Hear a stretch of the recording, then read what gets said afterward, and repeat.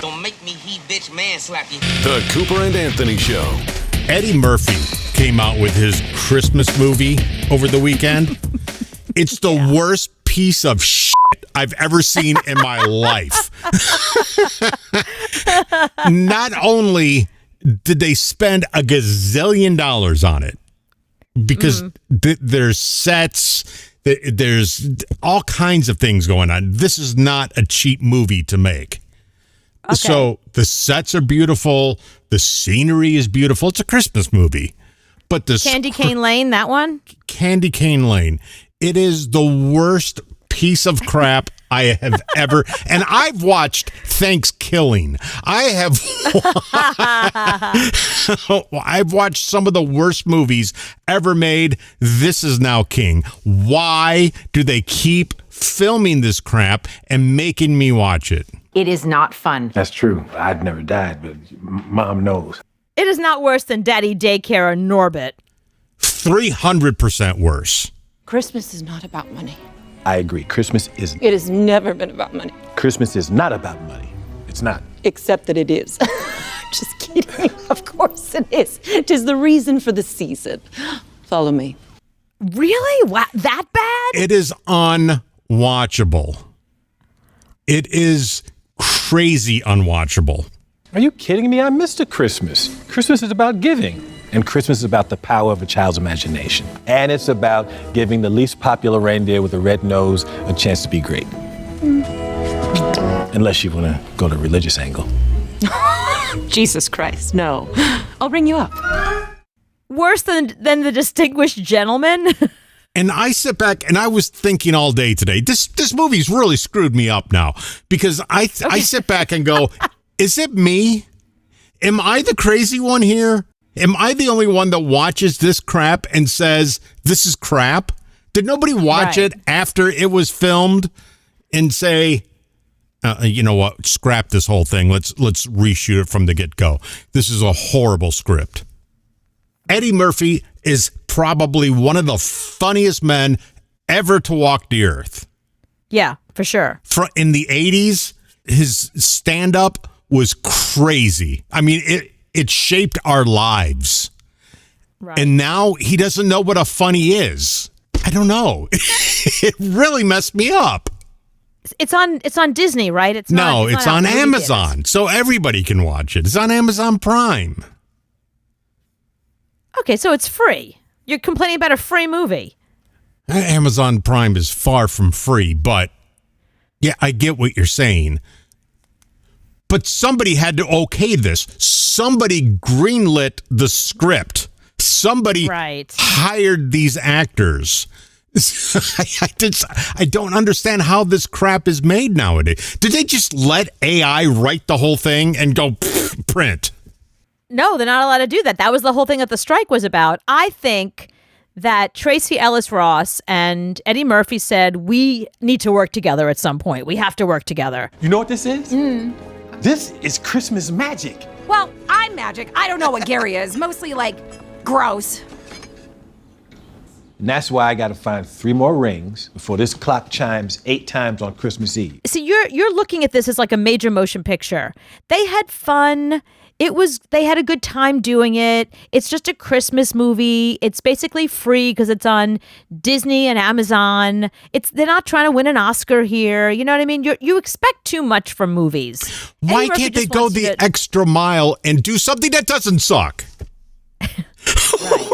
Yeah. Instead of writing a script that sucks, punch it up. You know what? You know who you should give the script to punch it up? Eddie Murphy. Eddie Murphy.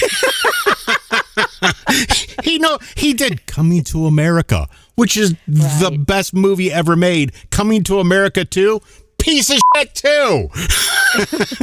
What I think is he signed a 5-picture deal with Amazon, and he just went, I'll do this piece of crap. I'll do this piece of crap.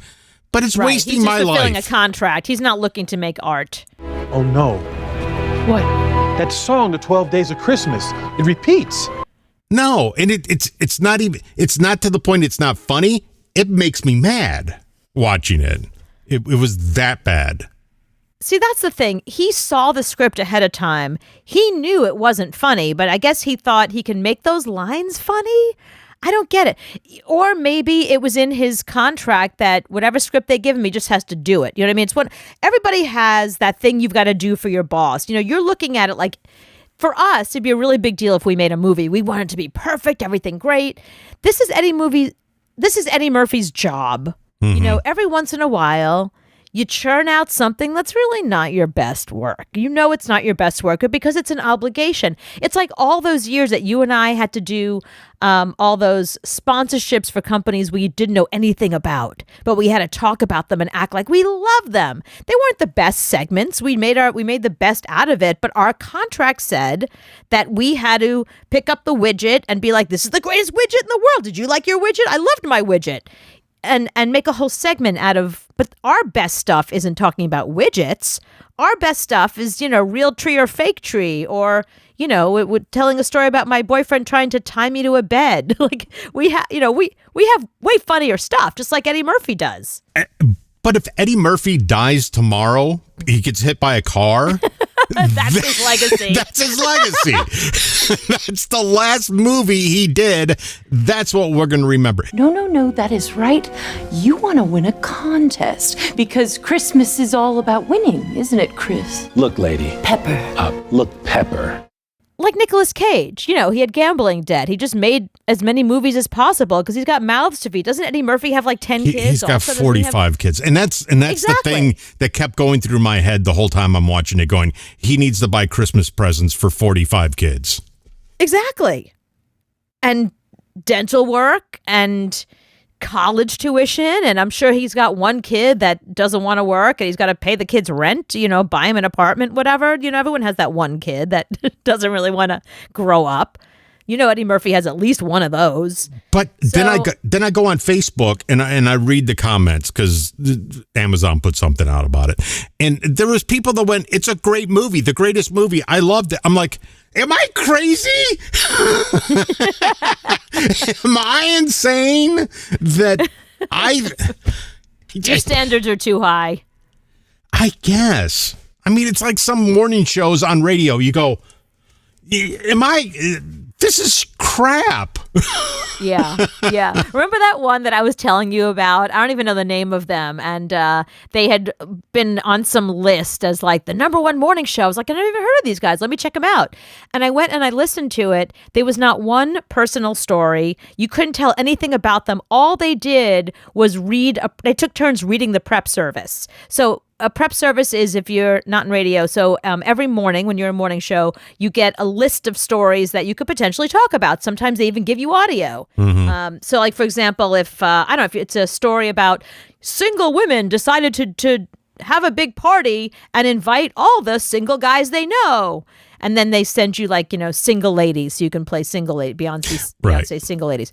And everybody in the country does the exact same story because it's in the prep service. That's all this was. There was not one personal story. It was 3 guys. I couldn't tell who was talking. And they just took turns reading this prep service. And I'm like, this is the #1. No, there's no way this is the #1 morning show. I could think of 10 morning shows right now that are like amazing that I listen to all the time. Well, it's like our last station that the guys that were on before us, I know Fez and Henry, whatever the hell their name was, they would do dad jokes and have a soundtrack behind it of people applauding.